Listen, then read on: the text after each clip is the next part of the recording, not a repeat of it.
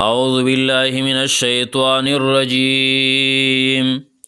بسم الله الرحمن الرحيم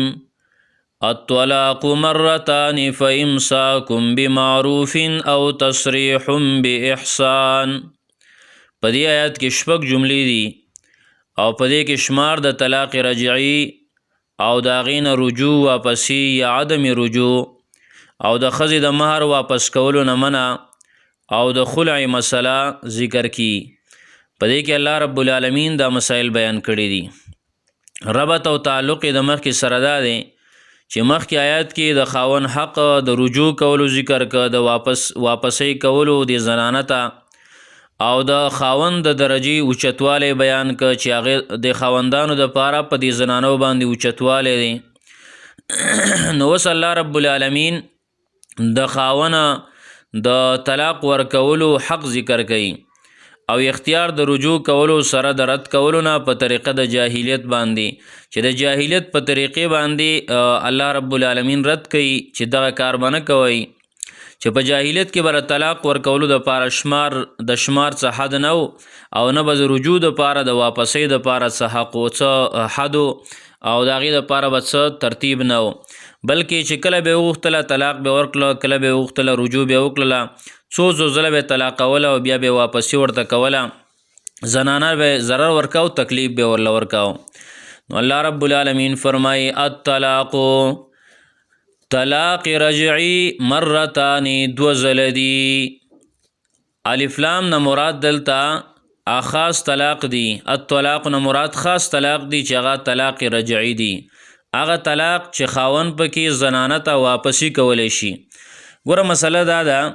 یو خاوند راولګېد د خپلې زنانه له یو طلاق ورکه، نو چې کله یو طلاق ورکه دې خاوند ته د رجوع او د واپسی حق شته دی چې کله هم دی وغواړي نو دی واپسی کولی شي، یا په قول سره یا په پیل سره. قول سره په خبرو سره مطلب دا چې دې زنانه ته وایي راجعتو کې تا ته زه رجوع کوم، تا ته واپسی کوم، خپل کور بیرته جوړو، نو په دې الفاظو سره بیرته واپسی کیدی شي.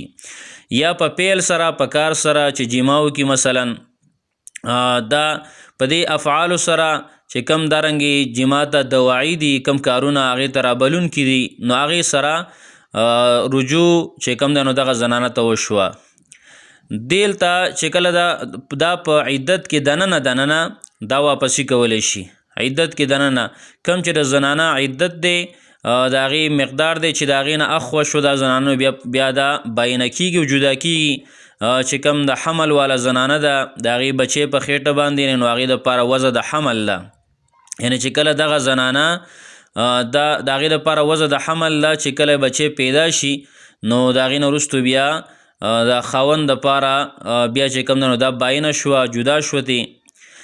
دغه شان یو هغه زنانه ده چې د هغې ذوات الحیض ده، د ماهوارۍ بیمارۍ والا ده، نو چې 3 بیمارۍ د هغې تیرې شي نو دغه زنانه باینه شي او جدا شي. او بله زنانه چې هغه د هغې حیضم نه ده او دغه شان ده کې حاملم نه ده نو د هغې دپاره بیا 3 میاشتې دي چې 3 میاشتې تیرې شوې نو دغه زنانه باینه شوه او جدا شوه. اوس یو زنانه هغې له یو طلاق ورکړی شوی دی، نو په یو طلاق کې د یو طلاق ورکولو نه وروستو د خاوند دپاره د واپسی حق شته دی، واپسی کولی شي که د دې زنانه رضا وي او که نه وي، خو بس چې خاوند وغواړي نو واپسی کولی شي په عدت کې دننه. دا د یو طلاق مسله ده او په عدت کې دننه. که چېرته دا عدت تیر شو نو د هغې نه وروستو چې بیا دا واپسی کوي د یو طلاق کې نو بیا به دا نکاح تړي. دغه شان که 2 طلاق چا ورکړه نو 2 طلاقو سره هم چون کې باینه کېږي او جدا کېږي نو لحاظه بیا به هم واپسی چې کوي نو د هغې کې به نکاح دوباره تړي، بیا به نکاح دوباره تړي. یو هغه زنانه چې د هغې واده نه دی شوی، صرف نکاح شوی دی بیا طلاق کړلی شوه نو هغې کې هم بیا نکاح دوباره تړي، غیر مدخول بیا چې کوم ورته ویلی شي. نو لحاظه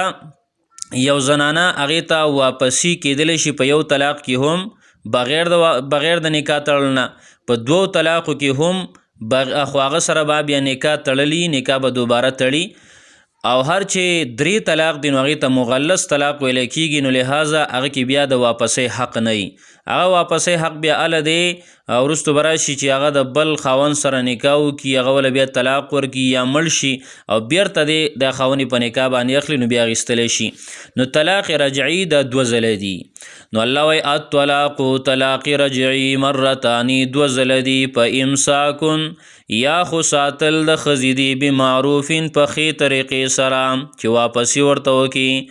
او تصریح یا پرېښودل د دې زنانه دي بې احسان په ښېګړې کولو سره چې هغې سره ښېګړه وکړي، احسان ورسره وکړي، فسادات خواره نه کړي. ولا یحل لکم او حلال نه دي ستاسو دپاره ان تاخذو دا چې واخلی تاسو مما د هغه څه نه آتیتموهن چې ورکړي دي تاسو دې زنانو ته شیئا څه شی د مال نه، تاسو ورله کم مال ورکړی دی، کم مهر ورکړی دی، نو هغه به تاسو نه اخلی، ستاسو دپاره حلال نه دي. ګوره چې کله خاوند طلاق ورکوي نو د دې خاوند دپاره جایز نه دي چې د دې ښځې نه خپل هغه مال خپل مهر بیرته واخلي، دا به ترې اخلي نه، بلکې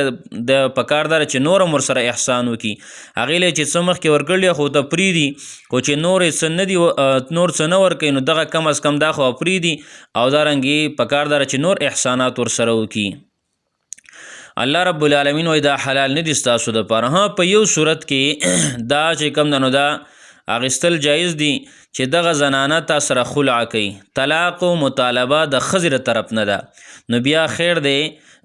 بیا چې د څه غواړې نو غواړه تی، ځکه دا مطالبه د ښځې د طرف نه ده. الا ان یخافا مگر که یریږي دا دواړه الا ان یخافا مگر که یریږي دا دواړه دا ښځه او خاونه الله یقیما چې دیو پابندي نشي کولی حدود الله د حکمونو د الله تعالی، نو فین خفتم که یریدی تاسو الله یقیما چې دیو نشي کولی پابندي د حکمونو د الله تعالی، فلا جناح علیهما نو نشته څه ګناه په دې دواړو باندې، فی مفتدت به پاغه څه کې چې فدیه کې ورکوي دا زنانه هغې لره، تلک حدود الله دا حکمونه د الله تعالی دي، فلا تعتدوها نو تجاوز مکوئ د دې حکمونو د الله تعالی نه. ومن یتعدى او څوک چې تجاوز وکړي بهر وځي حدود الله د حکمونو د الله تعالی نه، فاولئک هم الظالمون نو دغه کسان هم دیو دي ظالمان. الطلاق مرتان طلاق رجعي 2 ځله دي، فامساکم بمعروف یا ساتل د ښځې دي په ښې طریقې سره، او تصریح باحسان یا پرېښودل د ښځې دي په ښېګړې کولو سره، په احسان کولو سره. ولا یحل لکم حلال نه دي ستاسو دپاره ان تاخذو چې واخلی تاسو مما د هغه څه نه آتیتموهن چې ورکړي تاسو دې زنانو ته شیئا څه شی د مال نه، الا ان یخافا مگر دا چې یریږي دا دواړه ښځه او خاوند الله یقیما چې دیو پابندي نشي کولی حدود الله د حکمونو د الله، فین خفتم نو که یریدی تاسو الله یقیما چې دیو پابندي نشي کولی حدود الله د حکمونو د الله تعالی، فلا جناح علیهما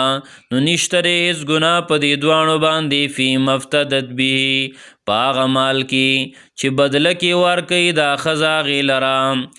بدله کې ورکوي دا ښځه هغې لره، خاوند لی ورکي ځان لپې طلاق حاصلی، تلک حدود الله دا حکمونه د الله تعالی دي، فلا تعتدوها نو تجاوز مکوئ د دینا. ومن یتعد او چا چې تجاوز وکړو حدود الله د حکمونو د الله تعالی نه، فاولئک هم الظالمون نو دغه کسان هم دیو دي ظالمان. سبحان الله وبحمده سبحانك اللهم وبحمدك أشهد أن لا إله إلا أنت أستغفرك وأتوب إليك.